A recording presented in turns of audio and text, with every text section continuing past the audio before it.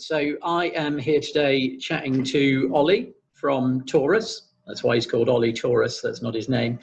And I'm going to let Ollie introduce himself, and then we're going to talk a little bit about why we're chatting today. Great, thanks, Andy.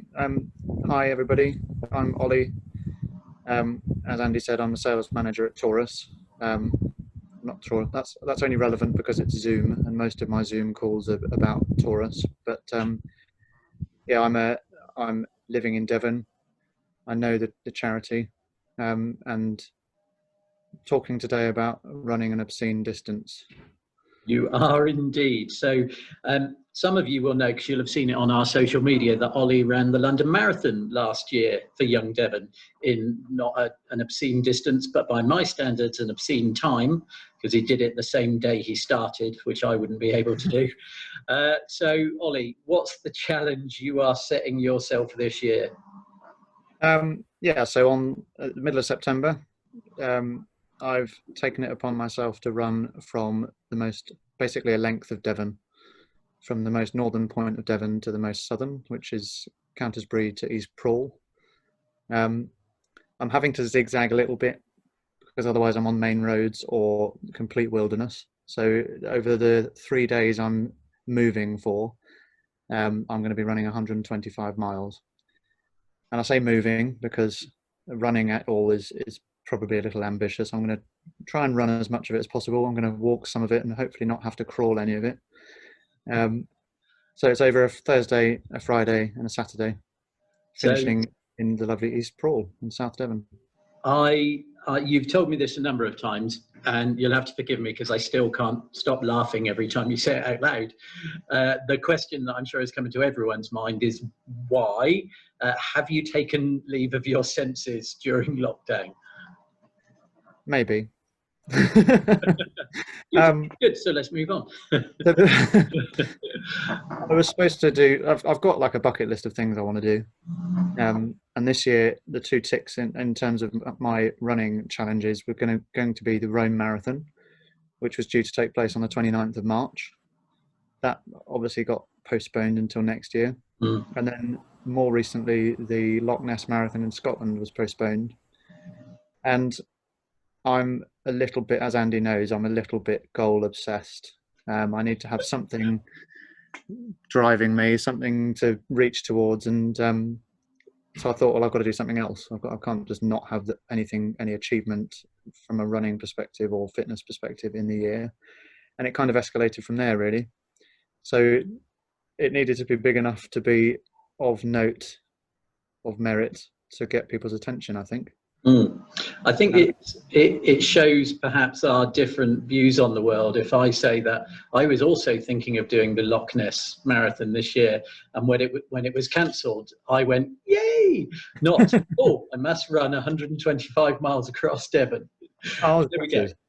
Well, I thought I'm going to do a marathon run on the day with a colleague of mine that I was going to be doing the Loch Ness with, but I want to do something to do some fundraising and awareness raising, and running 26 miles is something a lot of people do. So I've got it in my head that that's quite attainable. Perhaps it's not, but that's where my head is. So like I say, it just escalated.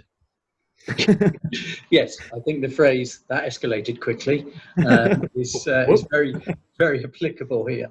So you say you're not going to run all of it. Obviously, you are just going to try and keep moving. Do you know what's the longest you think you might run for? Well, the first day is 50 miles. I imagine that's going to take me about 8.5 hours of moving time. I'm probably going to stop and have some nice lunch somewhere if I can find a pub that's open. The first 7 miles of the whole thing are up a very, very big hill, which isn't very encouraging.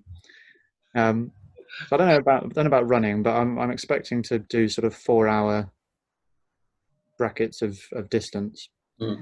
I mean, the person who's probably working harder on this is my dear wife, who's not only incredibly supportive, but she's also encouraging me to get out and train and nagging me when needed.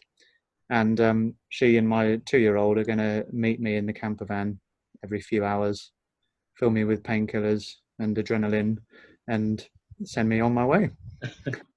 So you're going to be running on your own a lot in the middle of Yep. nowhere at times. The advantage of that being obviously is you're always in first place. What goes you through your head when you're like running for 3 or 4 hours at a time? Yeah, that's an interesting question. I mean, a lot, and then sometimes not a lot. And Mhm. my mind races all the time. I've got a lot of stuff going on. You know, work's busy, stressful, pressured, which I love. You know, I'm as I say, I'm a dad, so I've got that going on. I've got lots of things happening, and actually, I run a lot of the time to give myself that headspace. Mm. So as a hobby, going out for an hour, going out for 40 minutes is really good for me to just put my mind at rest for 40 minutes. And I do a lot of maths in my head, and I do a lot of just thinking things through. But it's not as kind of, you know, big picture thinking like that. It's normally just thinking about my pace and not a lot. But who knows? I haven't run for that long. I haven't run for 3 days straight before, so I might go into an unknown place. You might find the core of yourself. Yeah, I'll let you know the meaning of life at the end. So obviously today this little video is about letting all the staff and volunteers at Young Devon know that you're out doing this. What are some of the ways that we can support you in this, both beforehand and on the days? Well, I think when the going gets tough, it's going to be really nice to reflect on support and the building. And what I want to use it as a bit of a vehicle to raise awareness and do some fundraising for Young Devon. And I think having that behind me is going to push me on. So you're right, I'm going to be on my own, so I'm going to always be winning. But when you're racing with lots of people, it's quite encouraging to catch people up, or you're running so that you don't get overtaken. And I'm not going to have that. So I guess it's going to be great to know that I'm doing this for a purpose and a reason, and all the support and fundraising and so on will push me forward, I think. We're talking about people coming out to cheer me on, people coming out to run a bit with me, or people running a bit on that week virtually. So doing the Run Devon in their own location. And all of that, I think, will create a buzz and create that sort of awareness, and hopefully lots of people in Devon who aren't aware of what you guys do will start to realise and pay some attention to it. I think one of the funniest things you said to me when you started telling me this is what you wanted to do was, you could do it with me, Andy. And once I picked myself up off the floor and wiped the tears away, of course, I have said I will do the last section and the last leg, or as I like to call it, the glory bit, where I join you for the last 15 miles or so. Well, someone's going to have to carry me, aren't they? Interesting you say that, because I was about to ask, will you still be fit enough to carry me?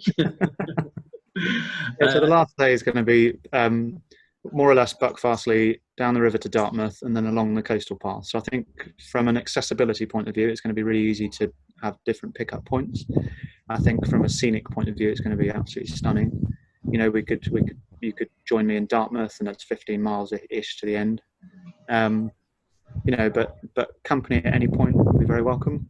I won't be going very fast, so it won't be very challenging for people to keep up. And yeah, you come out at various points if you like. I'm sure we'll publish the route, and I've got to know where I'm going to be roughly when anyway, for my poor wife, who's going to have to be traipsing around the county keeping an eye out for me. We'll certainly be there and getting involved. And I did speak to a lot of our heads of service. Lots of them were very keen to run very long distances with you. So we'll be seeing how that one goes. I guess the last question from me is why Young Devon? Why do this for Young Devon? Yeah, so I wasn't actually brought up in Devon. I've lived in Devon for about 7 years.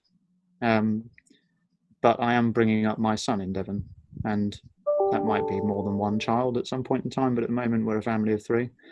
And I'm very aware that I've generally lived a very privileged life where I haven't really needed all that much support. And I hope my son will be privileged in the same ways, but I'm very aware that a lot of people aren't. And until I sort of looked into what you guys do, I wasn't really aware that these services were available to people, and I think a lot of people aren't. So I really think it's a message that's worth building awareness of. And I'm hopeful that we won't need to depend on services to support housing and so on for my children, but for skills, for development, all that sort of extracurricular activity. Hopefully it's something that I can pass on to my son as well. Excellent. Well, I'm going to say thank you in advance. I feel like there'll need to be a much bigger thank you sometime in September.